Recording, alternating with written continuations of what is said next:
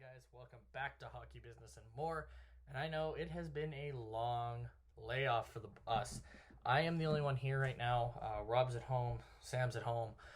We are all social distancing and doing what we need to be doing to flatten the curve. But obviously, the NHL is doing everything in its power to come back. Now, unfortunately, as you guys do know, we took a bit of a break. Now, there's no real reason for this. We just got really busy. It became very difficult to get together to film. I was in school.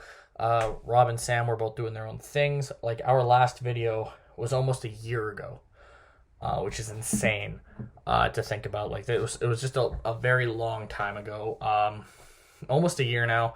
So one of those videos was the channel update saying, hey, we are going to be posting again. And then Rob and I did a video about free agency contracts, and then that was it. And then we didn't post anything just because we got busy. School and whatnot took precedence, obviously, because we have lives outside of the YouTube channel. And, well, they just didn't really work out. But now we figured now would be the best time, if there ever was one, to try and revive the channel a little bit and start getting together to make some more content. And some big news coming out of the NHL. Obviously, we know about the hub cities. We know certain teams. We don't know which cities are actually going to be hub cities yet. We know it's down to 5 as of now, as of recording this, that is. It's either Vegas, LA, Chicago, Edmonton, Toronto. So Edmonton, which is where we do live, could end up as a hub city for the National Hockey League, which would be pretty cool to see. But we'll obviously, time will tell. Supposedly they're going to have an update coming into the next little bit, sometime this week. Hopefully they're hoping, and then they're hoping to have everything started by July 30th, which would be pretty cool. We're maybe just about a month away from some hockey. But we did have some, the first NHL event to occur since the stoppage back in late March. I believe the 23rd was the last day of played games. The NHL Draft Lottery was a thing. It happened on Friday night, and I know today is now, well, it's Sunday. I'm hoping to get this up the same day. It might end up having to go up tomorrow on Monday, but we'll see what happens there. And obviously this is a little bit old news. You got your big hockey YouTubers who have already covered this already extensively, and we're a little late to the party, but I wasn't sure if I was going to record this on my own or if I was going to try and get Rob and Sam here. In the end, I just decided that we're going to go ahead and do this myself, and I already talked to the other two, and they don't really have too many thoughts on it.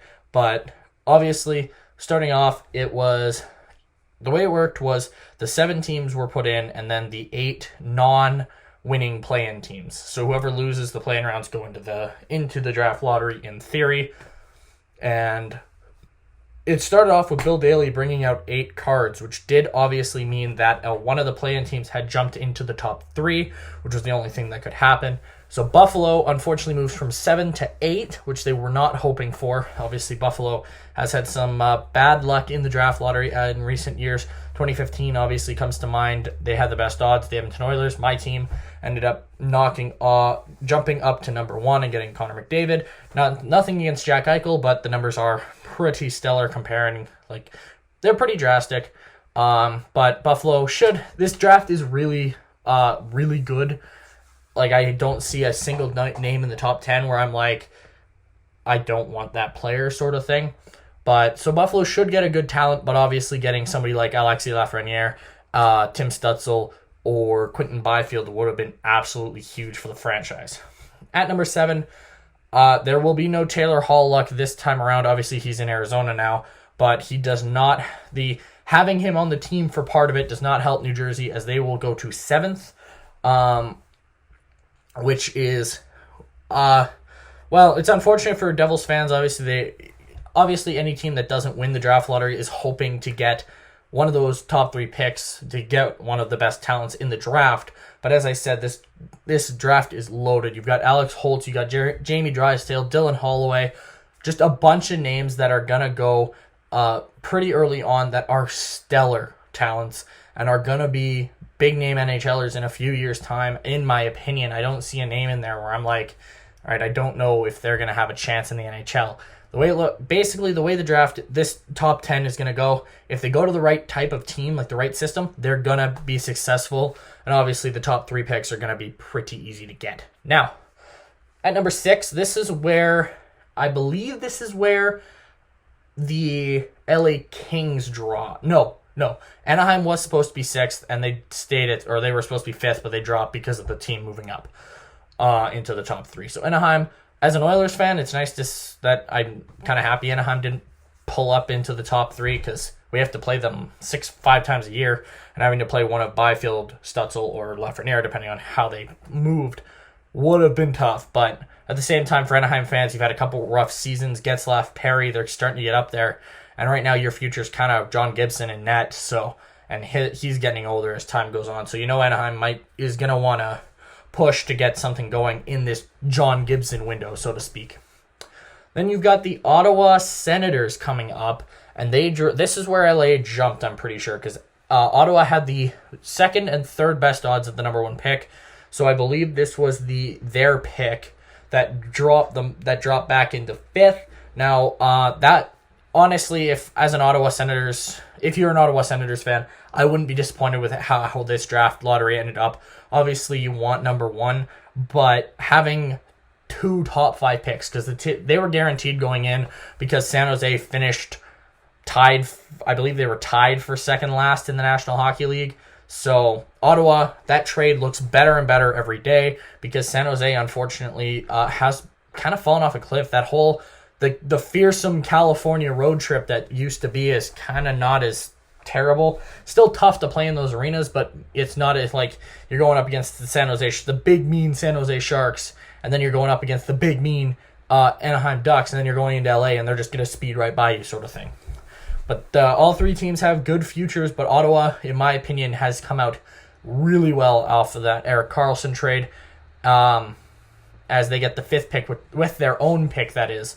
And that's going to be one of Alex Holtz or Jamie Drysdale. And in my opinion, you can't go wrong with either of those prospects. Now, the big losers, in my opinion, the Detroit Red Wings, team that was supposed to had the best, in theory, the second best odds at the number 1 pick.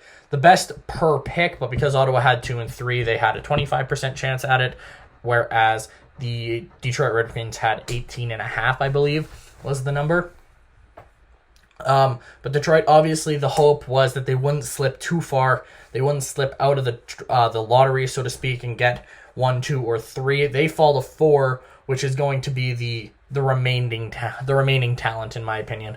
You're not gonna get Stutzel, Byfield, or Lafreniere. I think those are locks for 3. It comes down to where Byfield and Stutzel go, in my opinion. But obviously, Detroit getting Holtz if they want him. Getting Jamie Drysdale if they want him. Even Dylan Holloway, you never know. But I could see one of those 2, either Jamie Drysdale or Alex Holtz, going to Detroit and becoming a big, big name for them. Now, Ottawa, then we got to the top, which we knew was either going to be a play-in round team, the LA Kings, and the Ottawa Senators. Now, this is where the Karlsson trade really hit its stride, because Ottawa gets number 3 from that trade, and that's going to be either Stutzel or Byfield. Again, we obviously don't know who the Kings are going to go with. We obviously know whoever the play-in round is going to end up being the Lafreniere, but we'll see what happens there. Ottawa, as I said, you are in a great position heading down into your future with multiple top 5 picks. I've even seen potential trades where Ottawa trades both those picks for Lafreniere, and that would be crazy. But it'll be interesting to see what happens come the end of the play-in round to see who ends up with that number 1 pick. LA obviously gets the number 2 pick, and that's a huge jump for them. They're likely getting they get the best remaining talent. It's their choice. Obviously, we could see an off-the-board pick, but I honestly expect it to be Tim Stutzel, if I had to guess.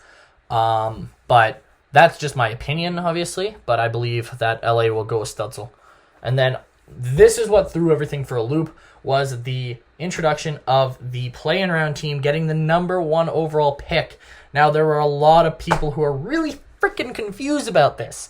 And I'm gonna, if you're still a little confused, I'll help you out here. Basically, how this is gonna work is, now that it is official that a play-in round team is in the top 3, in this case number 1, after the play-in round, so after the best of 5 series have ended, and just before that first round of the playoffs, in theory, starts, there will be another draft lottery, and this will be the losers of every play-in round. So that is, I'll quickly list off the matchups: the Edmonton-Chicago matchup, the Winnipeg-Calgary matchup, the Minnesota-Vancouver matchup, and the Nashville-Phoenix or Arizona matchup.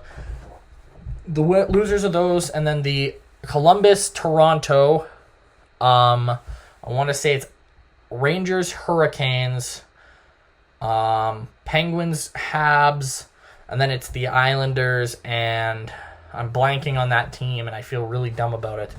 Who else was it? I'm forgetting a team, and it's really annoying me. Play in round.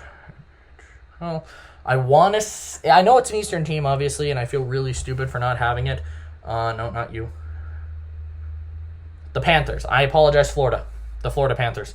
They play the Islanders. So the losers of all those 8 matchups will go into a draft lottery, a second draft lottery, quote unquote, and they will all have the same chance, 12.5%, at getting that number 1 overall pick, or, well, when they first started this, the lottery pick, and in this case, it will end up being the number 1 pick. So, in theory, a team like Pittsburgh, who was in a very good spot heading into the playoffs, or as they thought, if for whatever reason Carey Price gets really, really hot and steals a series for the Montreal Canadiens, Pittsburgh could, in theory, win the draft lottery and get Alexis Lafreniere, which is a horrifying thought. There were some people on Twitter, somebody put I don't know quite who it was, but he put up a tier list of teams in the play-in round that he'd be okay with getting Lafreniere, and I'm pretty sure Pittsburgh, Chicago, Edmonton, Toronto, and Montreal were in the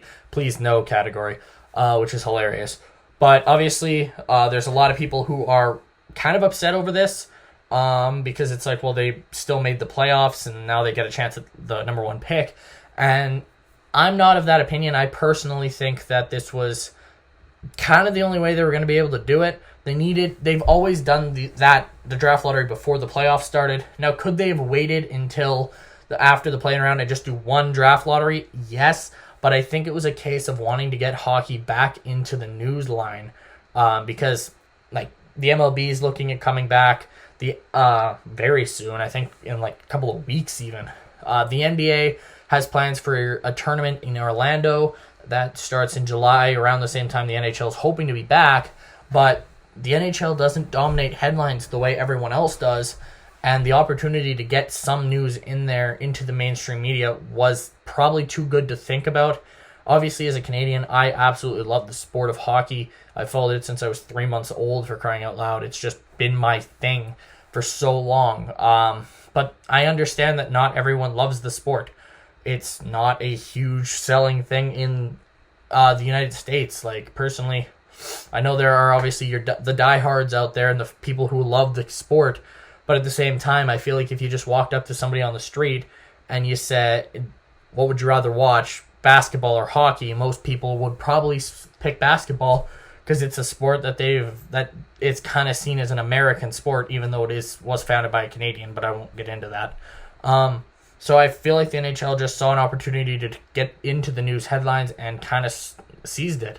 And obviously this isn't the way they expected it to work out, and with the play-in team getting a chance, getting the number 1 pick, which is absolutely insane, as I've said.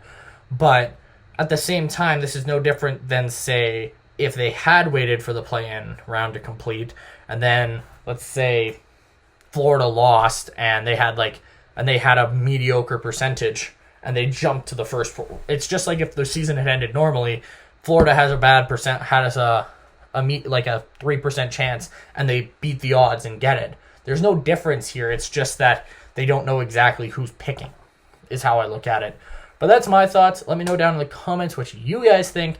I'm Zach for Hockey Business and More, signing off for Rob and Sam, hoping they'll be in the next video. And as always, guys, we hope you are staying safe and healthy and doing what you can to stay, I'd say active, but just stay up to date on news. Stay active, stay happy, live your best life as much as you can, and that's all I can say. But we hope you guys enjoyed this video. We will see you in the next one, guys. See ya.